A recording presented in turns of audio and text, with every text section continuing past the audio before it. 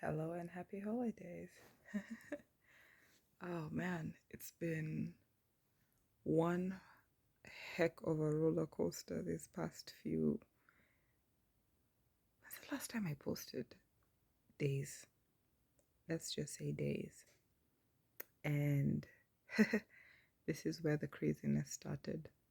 So, last time I posted, I said I was going to start therapy. I've had 2 sessions so far. And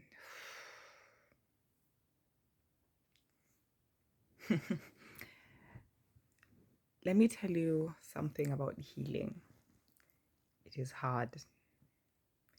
It is hard because I received my diagnoses, and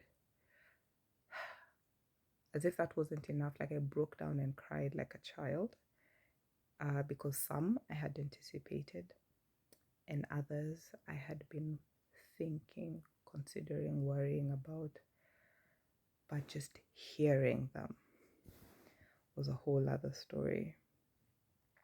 So I have been saying for months, over a year, I guess, actually almost 2 years now, that I have ADHD brain, because people I know who have had received the ADHD diagnosis, I could see those similarities. And they, in fact, the interesting thing is that they could see it before I did.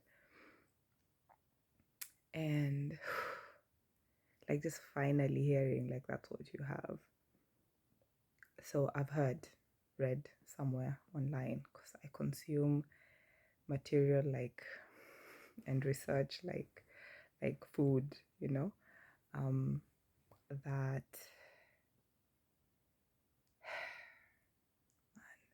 I just need a minute.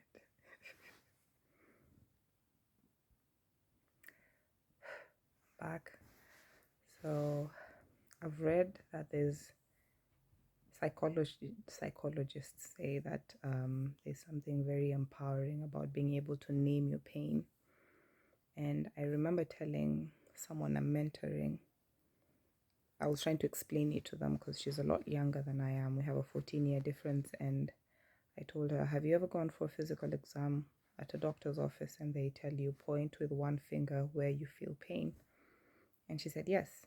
And I told her, that way the doctor is able to tell specifically what he or she needs to target, to narrow down, like differential diagnosis, to narrow down the possibilities so that you get the best treatment. So, and I told her that's what naming the pain does.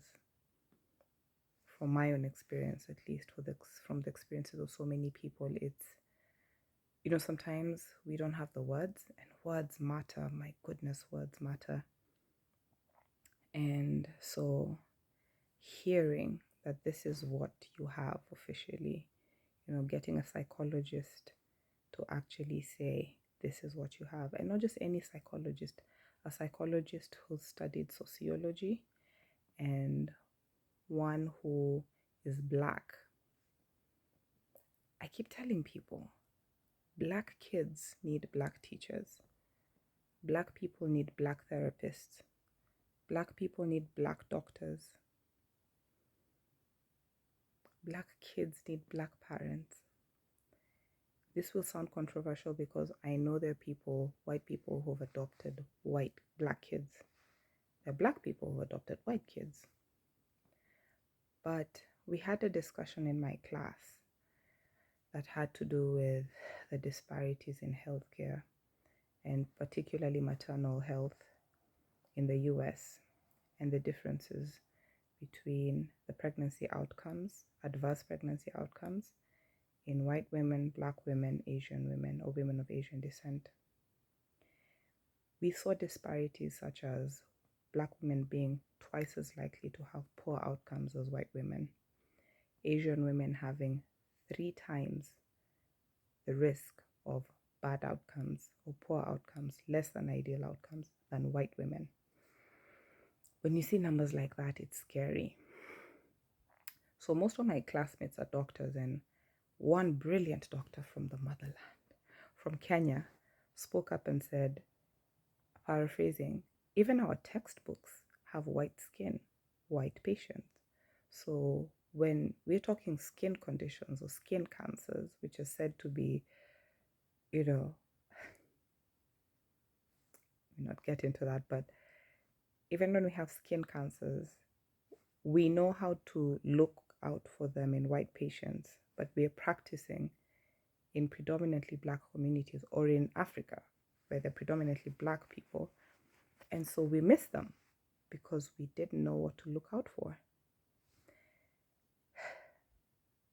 When I talk to my black friends who are raising kids in predominantly white countries, you hear a lot about an identity crisis or a feeling as if you don't belong because statements like this. You know what? I feel so good that I now have another brown classmate. Things said by 10-year-olds, 11-year-olds, you know? And I'm imagining that I don't know what this kid is going through for them to be in a place where they feel that different and that much and experiencing that much relief about seeing someone who looks like them. And I am not the originator of this statement, but I've heard very many black people say we need representation. It is immensely powerful for us to see black people on TV, black people in our storybooks, black people in our fields, medicine, education, engineering. It is immensely powerful. And so that's why I picked a black therapist from my home country and one who's neurodivergent. And I cannot tell you how powerful and empowering it is to work with someone who doesn't use a mom voice on you. And I say mom voice to mean someone who doesn't order you around, someone who doesn't guilt trip you, someone whose religion doesn't spill into the conversations you're having. And lastly, someone who doesn't use that tough love excuse to deliver difficult truths. Her tone was gentle. It was firm but gentle. She paused when I needed to break down and cry and process what she was saying. And I was validated. I felt seen and heard. Now, if you've grown up feeling dismissed, that's a powerful thing and it's huge for recovery. You remember that chronic insomnia I've been telling you guys I've been suffering from, where I'm up until like 4, 5 a.m.? I slept like a baby for 5 to 6 hours straight the night we had therapy, like the first session we had. And I have been making progress since. Now, I did also get melatonin. I got some from the pharmacy, which is made with natural ingredients. You know, your chamomile, it has some B6 in there, and some lavender and all those things that we already know. I use lavender oil, essential oils on my pillow to help me relax and fall asleep. But she literally, the minute I told her I have trust issues with Big Pharma and I really want something that has natural ingredients, she had solutions, tip of her fingers. This last session we talked about schoolwork. I've been struggling with schoolwork.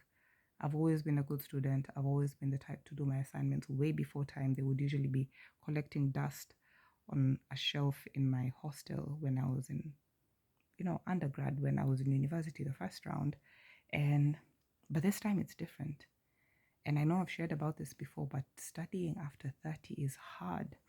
And I've been sharing a few things and have been getting feedback from other women who are like, yo, I've been doing my master's program for 4 years. Worse still, if you conceive or get pregnant around this time, like when you're in school, it's tough. And I love that women are having these conversations. Women are talking about how hard it is to be a mother, how hard it is to be a student when you're a wife, how hard it is to be a student after 30. Your brain is not what it used to be. Your body is not what it used to be. I used to be able to pull all-nighters 3 nights in a row and function. I do that once. I did that last night for an assignment that was due at 9 a.m. And our presenter was burnt out. He was pulling a lot of weight. We'd been pulling the weight of 2 other group mates who were not active at all, and we were just exhausted. And everyone I've talked to in my class so far has complained about being burnt out. Now, by the way, some of these people are researchers. Some of them are master's holders already. Some of them are PhD holders. Some of them are assistant researchers. Most of them are doctors and nurses.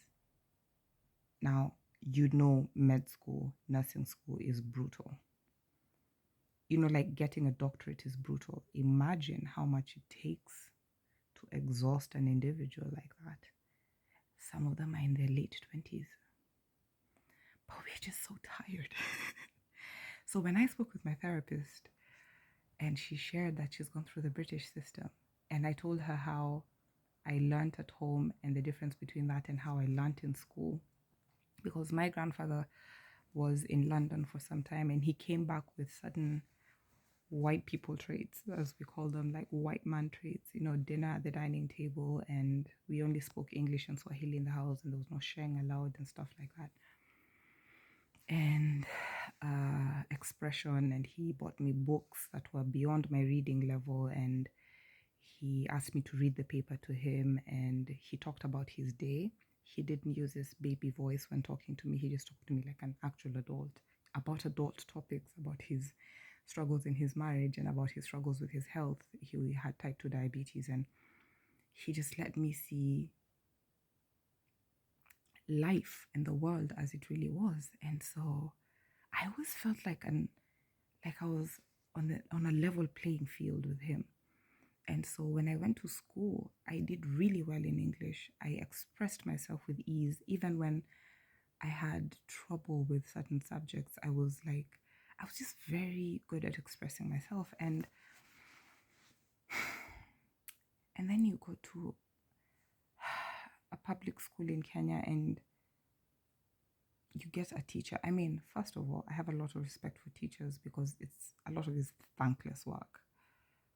And teachers are very often doubling the role of teacher, parent, therapist, friend to so many kids without a pay to match that. But I'm talking about the teachers who shamed students.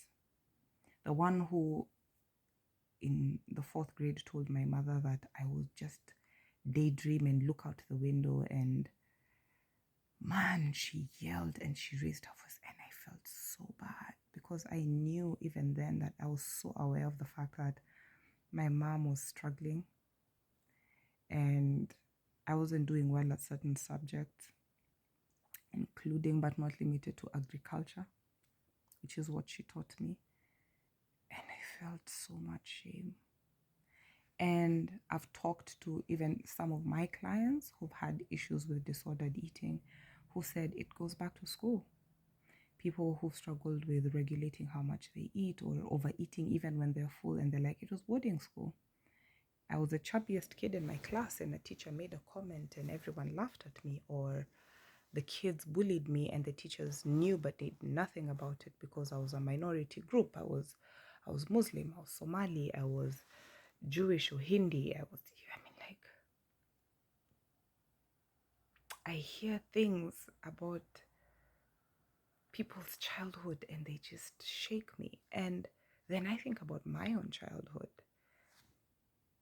And it was rough, I've always told people I had a great childhood. And then, you take time to think about it and you're like, but I always felt kind of lonely. I always felt excluded. I was always called a snob for speaking that nasal English, as they used to phrase it. And that was hard.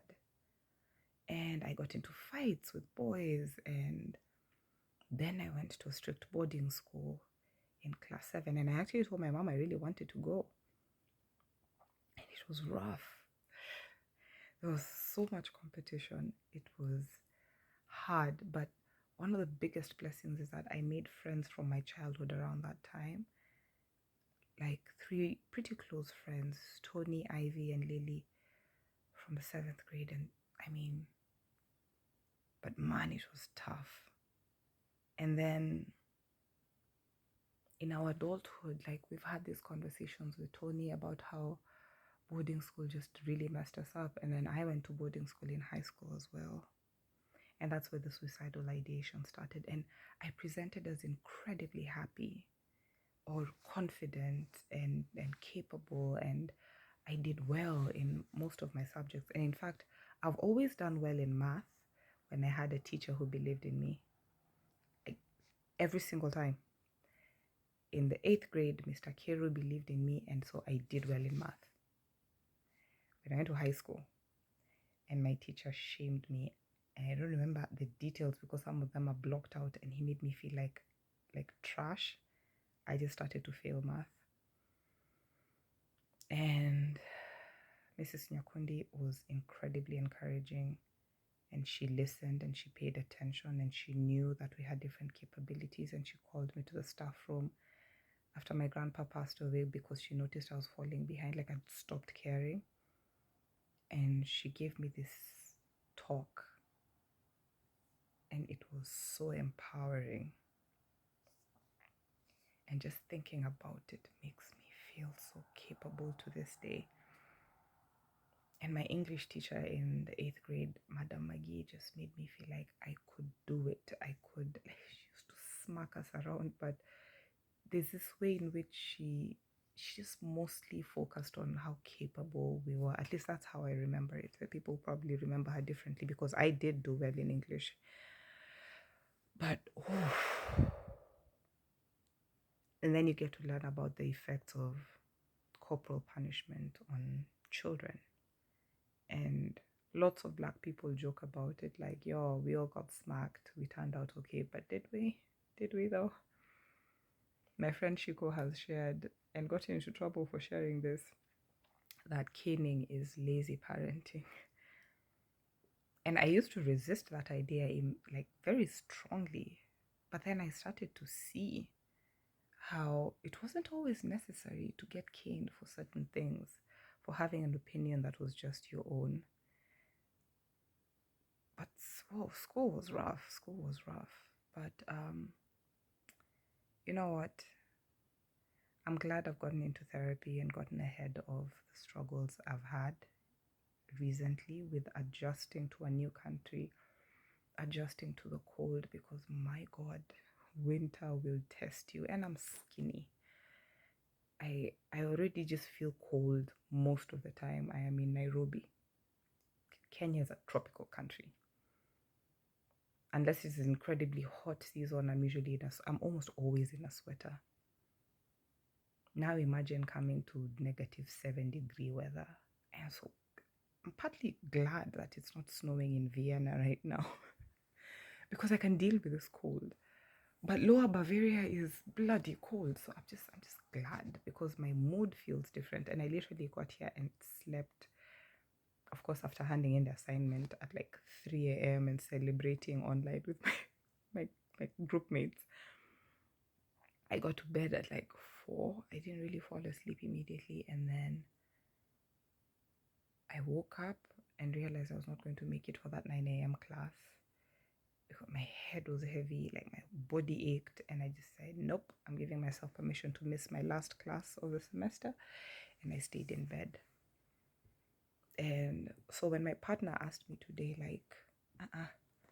why are you in bed until 3? I'm like, girls do this when they're tired, it happens. And he's like, no, this isn't normal.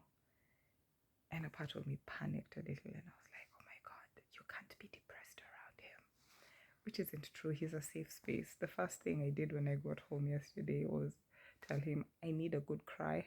I'd already told him via text message, when I get home, I'm getting home, I need to break down and cry and just release some of this tension I'm feeling, because I have quite a bit of social anxiety and I feel particularly unsafe around white people.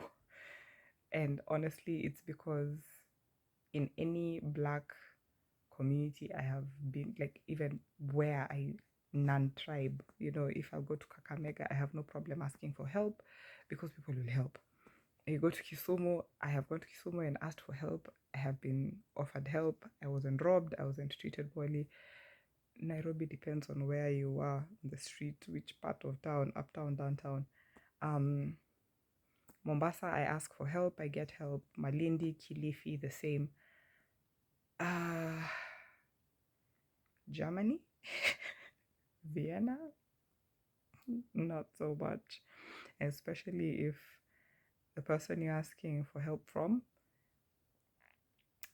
realizes you don't speak the language. Oh my God. Africans are nice people. We're cultured really well around community. It has its downsides. I know it means your aunties are in your business about why you don't have a baby yet and you're growing old, and are you going to spend all your time in school? No, my aunties are not at all like that. My aunts are feminists, but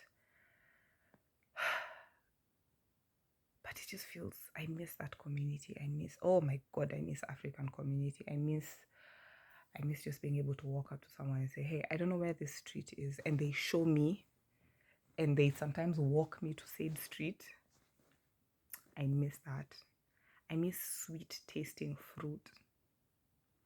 Apples here are so sour. Blueberries are okay. So I have a German classmate, Victoria, who's amazing. She sent me mittens. She sent me a thermal mug. She sent me a huge ass hot water bottle and a bunch of chocolate and gummy bears. She's an amazing human being. She's been answering my questions about birth control and the health care system in Germany, because she's German. So as much as I complain, I know God has sent people my way. Most of my posts have featured a wonderful magical creature from Uganda. I call her Miss Uganda. Stacy has knocked on my door to ask whether I've eaten, and even when I'm here, she asks, have you eaten? I don't want you getting sick, you need to eat. She'll make us breakfast when she goes to work. She'll come and find that I've made dinner, and I love having Black community.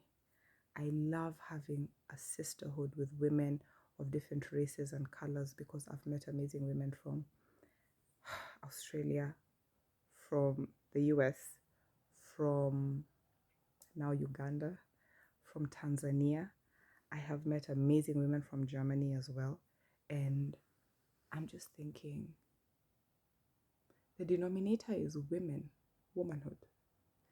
Whether they're atheist or Christian or Muslim. And I tell people, the thing that we need to start focusing on with regard to mental health is that we need community. We need a community of like-minded people. We need people we can just talk to and be ourselves around and share with about our struggles without trauma, gold digging and trauma loading, where you just dump your emotions on someone. I think we all need therapy as well. I think of therapy as seeking an objective opinion from a professional, preferably someone who has relevance, cultural relevance, from a professional who has tools to help you go about life well after your therapy sessions.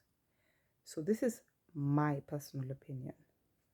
If you've been in therapy 10, 15 years, 5 years, etc., and you're not getting to the root of the thing, you're not unboxing the trauma, or you've left the can of worms open and so you're going crazy and engaging in reckless behavior and trauma bonding and repeating cycles, and it's the same therapist and it's been 2, 3, 4 years, try another one. It's hard, but it definitely beats how hard it is to stay the same. So that's going to be my parting shot. Staying the same is hard. I'm tired of being anxious. I'm tired of having insomnia. I'm tired of worrying. I'm tired of having a fluctuating appetite. I'm tired of being tired all the time. I'm tired of being sad and having crying spells. I'm tired. So I am choosing what is equally hard. Maybe not equally, but what is also hard, which is talking about my feelings, doing that inner child healing. I am choosing difficult conversations with my partner, which leave you feeling like you're needy. Those vulnerability hangovers are terrible, but I'm choosing that over not having those conversations and therefore feeling invisible in my relationship or dismissed or feeling the blank. But I'm also choosing to be vulnerable with myself. I'm also choosing to be kind to myself because it's something I'm learning to do. I've always set the standard very high for myself. I've always been hard on myself. I've always expected more of myself. I'm starting to talk to myself the way I talk to my bestie. It is that gentleness I bring into relationships with people. Miss Uganda, Stacy, my girl, she told me, when I told her she's been very kind to me and I really appreciate how she's been there for me, she told me, girl, I'm just looking in the mirror. That affirmation lives in my heart and it will for a long time. So I'm choosing to talk to myself the way I talk to my girlfriends, the way I talk to my clients when they feel bad about the decisions they've made over the holidays or the decisions they've made with their children that have traumatized them and the decisions they've made with their partners that have enabled their partners to weaponize incompetence and the decisions they've made at work to not advocate for themselves by being quiet and therefore not getting the promotions they deserved or getting passed over by younger colleagues who had the language and had the capabilities. I tell them, just now you know, do better. So do the same. Be gentle with yourself. Life is hard enough. There's cancer that kills children. There's world hunger. There's climate change. There's xenophobia. There's homophobia. The world is hard. Choose life. Choose the path or the road less traveled. Choose to be kind to yourself. I know I keep saying kindness is free, sprinkle that stuff all over. Start with yourself. Choose healing and wholeness and wholeheartedness.